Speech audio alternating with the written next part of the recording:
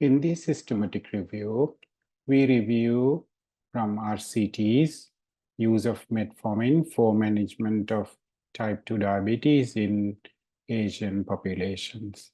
Asian populations have a different phenotype to the others. As diabetes is commoner, it occurs in thinner people who look different. They have lower beta cells, reserves at the beginning of diabetes, and they do a fast decline of beta cell failure. The diabetes has worse prognosis and trajectory in type 2 diabetes patients in Asia. We undertook this because metformin is the commonest used drug in type 2 diabetes patients in Asia, and there is very limited data on the use of metformin in Asia, and most of the data, the use of drug has been driven by inference from Western literature. We wanted to evaluate the efficacy in use of metformin as monotherapy or in various combinations as dual, triple, or with insulin combination in Asian patients. We went through the Medline records and searched for metformin studies in Asia, and using a Prisma flow, we identified 30 RCTs that were included in this study.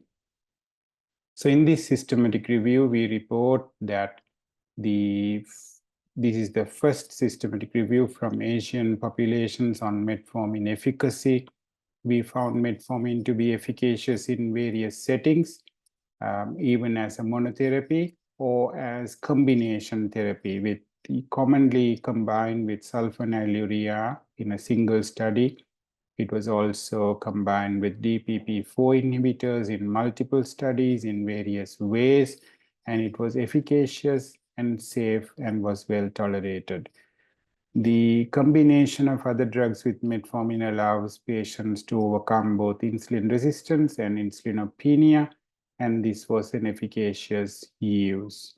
We also found that the adverse effects were minimal in patient use, and metformin has been used as monotherapy, dual therapy, as triple therapy, and as a combination with insulin, or sometimes in severe diabetes at the onset as an alternative with other glucose-lowering drugs to avoid insulin use. The strengths of this study are that this is the first systematic review. The weaknesses are that we have not included anything other than an RCT, so observational studies and real-life data have not been included, and we have excluded, for example, studies where type 2 diabetes with comorbidities had been studied.